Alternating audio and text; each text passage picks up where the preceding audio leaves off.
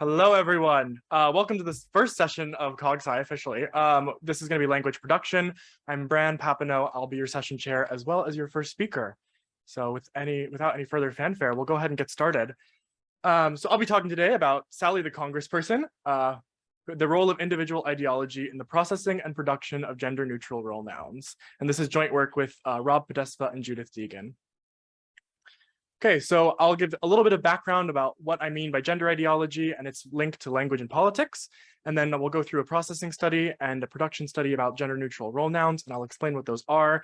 And then specifically in study 2, we'll look at the results by both political affiliation and gender ideology. Okay. So language and gender are inextricably linked. Gender progressive ideologies are generally linked with leftism or Democrats in the United States context. So we must look no further than Twitter and former acting director of national intelligence, Richard Grenell, who posted this tweet with a picture of a gingerbread person for sale in a store window with the caption, "Stop voting for Democrats," clearly indexing a link between some kind of gender progressive or gender neutral language and linguistic morphology and a progressive ideology or Democrat identity. Of course, we know from psycholinguistic investigations that this bias about language and gender, or this link between language and gender, is also present in the cognitive processes that underpin linguistic systems. So highlighting von der Malsburg's et al. Work, we found that they've looked at the productions and processing of gendered and gender-neutral pronouns that co-referred with the future president leading up to the 2016 election. And they took belief that the president will be female as a proxy for ideology about who the next president was likely to be. And they found that as they got closer to the election and Hillary Clinton looked surer and surer to be the next president of the United States, that the they pronouns co-referring with president was more often produced in an experimental setting, and that the she pronouns did not increase in production rate. And then in processing, they found that the she pronoun co-referring with the future president of the United States incurred a much greater processing penalty and showed no variance as we got closer to the election, but that he pronouns showed a slight increase in penalty as we got closer to the election. And of course, plenty of work has shown in psycholinguistics, child language acquisition, sociolinguistics, that speakers readily integrate both social information about gender and linguistic information about gender in their linguistic processes. So the results of von der Malsburg suggest two different, but not necessarily mutually exclusive pathways via which subjective social beliefs, in this case, gender ideology, are integrated into linguistic processes. So the first of these is the usage-based pathway, which is just that subjective social beliefs are surface in language as a result of the societal biases and patterns that drive language that we use every day. So this is similar to the processing result of von der Malsburg. So the more in the US's context, because the president has historically been male, we tend to refer to the president as male. And so in processing, because we have that co-occurrence probability as being much higher than a co-occurrence probability with a female pronoun, we're more likely to have a penalty when processing it, and we're less likely to produce it. The second pathway via which ideology could be integrated into these linguistic processes is through the ideological pathway. This would be at some level beyond and above usage-based co-occurrence probabilities. And this is suggested in the production results, so that as people's belief that the president was going to be female became stronger, as the probability that the president would be female became stronger, we switched to more gender-neutral pronouns like they and underspecified for the gender of the incoming president. So the question I'm asking here is how this happens. How are individual subjective social beliefs integrated into linguistic processes? And I operationalize these two pathways such. So we have the usage-based pathway, which we're going to use as a metric, unigram surprisal or co-occurrence, the probability of a word occurring in a particular context. And if it's a purely usage-based account that we find, we should see that there's surprisal or probability, but not the gender or political affiliations of our speakers, will drive processing and production. And surprisal has a variety of empirical support in both reading time and EEG studies. On the other hand, if there's an ideological-based pathway, we expect something like gender ideology or political affiliation to be driving the processing and production of gender-neutral language, as evinced by Richard Grenell's earlier tweet. And this has empirical support in sociolinguistics from people like Lauren Hall-Liu and Sterling, who've investigated the link between political ideologies and vowel pronunciations or linguistic patterns in social media. So if this is what we see borne out, we expect that there will be gender and political ideology effects at some level above and beyond the surprisal we see in the usage-based account. And of course, like I said, these aren't mutually exclusive, so it's entirely possible that we will see both. So returning to our good friend, Richard Grinnell, we're going to use exactly what he pointed out as our area of investigation. So these role nouns, which mark individuals' social, professional, and relational positions in the world. So they're things like congressperson, gingerbread person, cousin, mother, aunt, etc.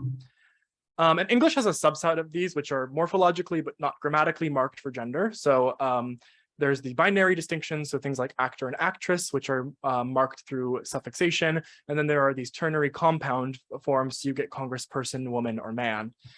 We normed 39 of these items for the likelihood of their binary gender. So asking someone, how likely is it that a congresswoman is a woman or a man, or how likely is it that a congressperson is a woman or a man?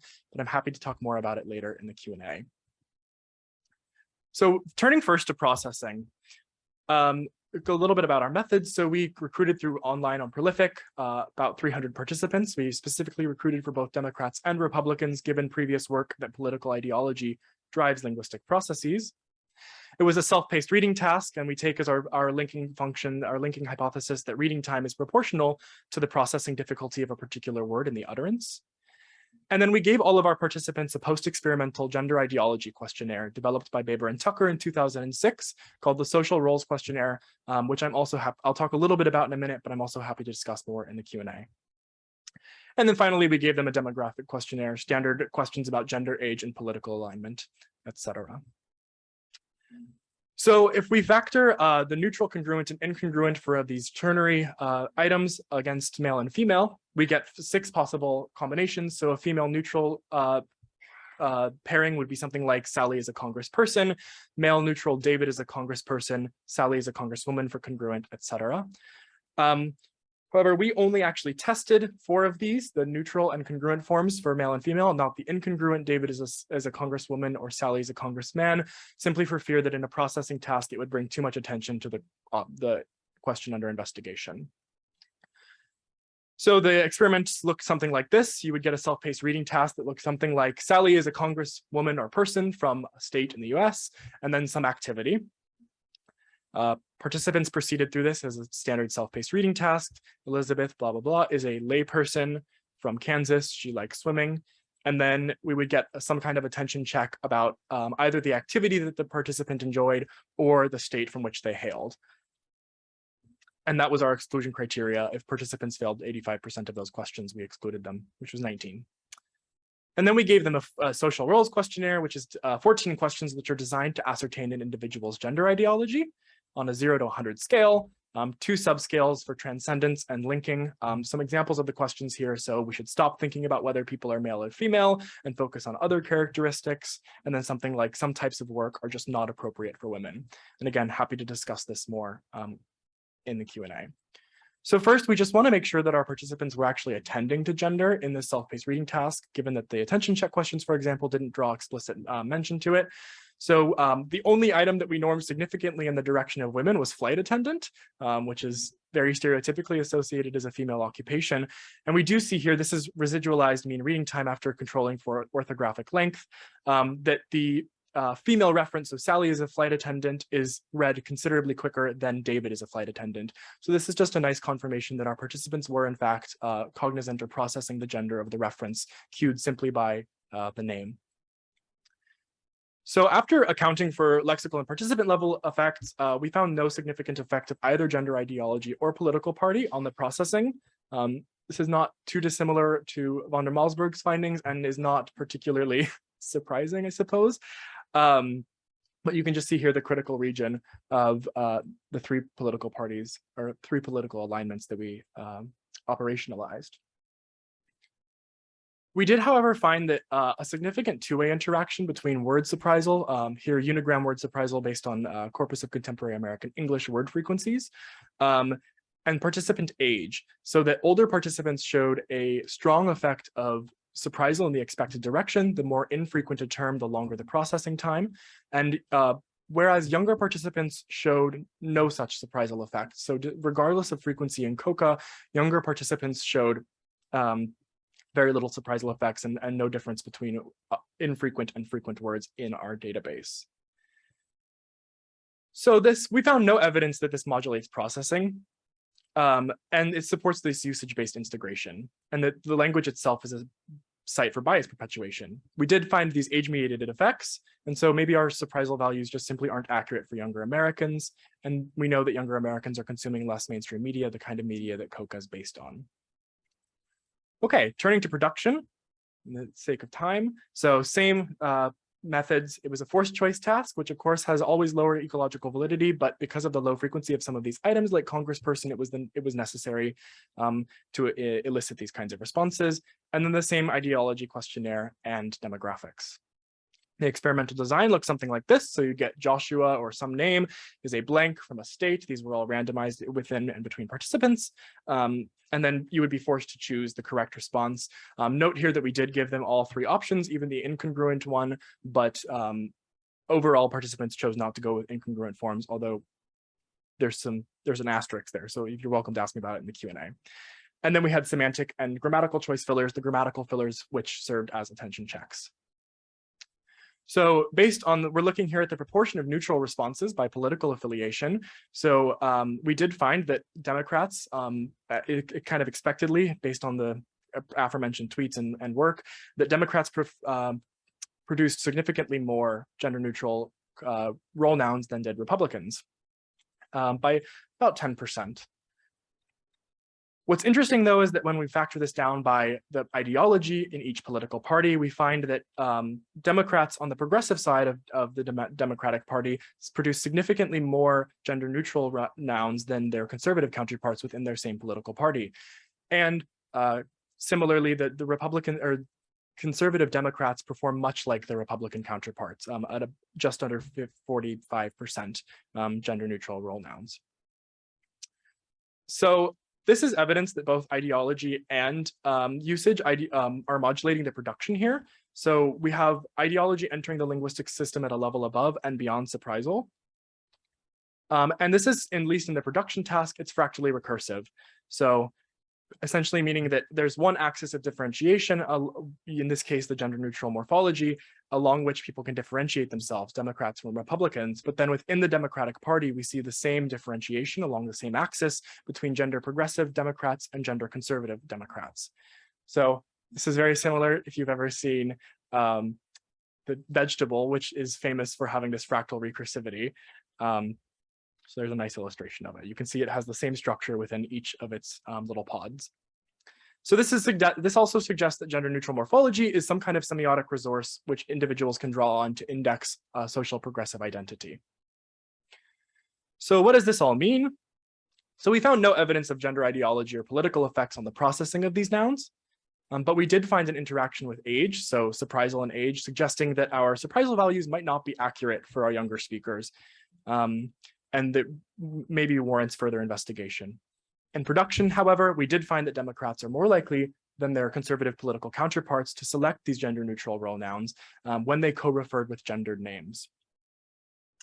So the incongruence here between production and processing possibly indicates that these subjective social ideologies are integrated into the linguistic processes differently. It says deepening, it should be depending on the nature of the task. So in agentive tasks where like production, you're able to integrate your ideological beliefs agentively, and then when you're processing something, it's your co-occurrence probabilities or your exposure to the linguistic co-occurrence that is driving processing, even in subjective social realms.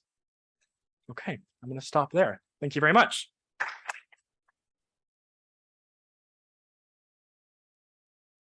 Thank you, and I'm happy to take questions now. Yes, and so we're going to alternate between in-person questions and Zoom questions. And if you do have an in-person question, just head up to the microphone here. That way we can broadcast it to Zoom. Yes, go ahead. Sorry. Thank you very much. Really, really fascinating talk. So my question is two-part. One is that you didn't, I'm curious about the age difference, and it could be confounded with with party affiliation Mhm. in the production task. Mhm. And the other question I had was, in the production task, you eliminate the demands of accessibility. So the frequency effect Mhm. probably would, or the usage-based effects more generally, you would expect to be less because you're providing the options. They don't have Yes. to recall them. Yeah, so we did, so to answer the second question first, we did still provide, we did still factor in some kind of surprisal value or some kind of frequency value in the production task. And we did still find that it was significantly predicting for all three political parties. So we took the probability of a neutral form occurring given the gendered forms based on the COCA values. And we did still find that as a significant predictor. So those frequency values are still showing up. So you do still see that like Great, that's in interesting. language site issue happening. And sorry, what was the first question again? The first question was about age, whether you looked at Yes. age in production, as We- well as Yeah, political affiliation. we did. Unfortunately, so this is an unfortunate caveat of the study, which was that by the time we ran the second study, TikTok had made Prolific go viral. And as a result, almost all of the participants we recruited in for the production study were like under the age of 28-ish. So it was much more difficult to look at age in the production task. So it's just an unfortunate happenstance situation. But so I don't want to make any like grandiose claims about the production task and age, but thank you for asking. Yeah. Right. Do we have a Zoom question if there are any? We do not have any yet, but if you do have one, please do send them to the chat and can read them out loud, or, don't be shy. We have time.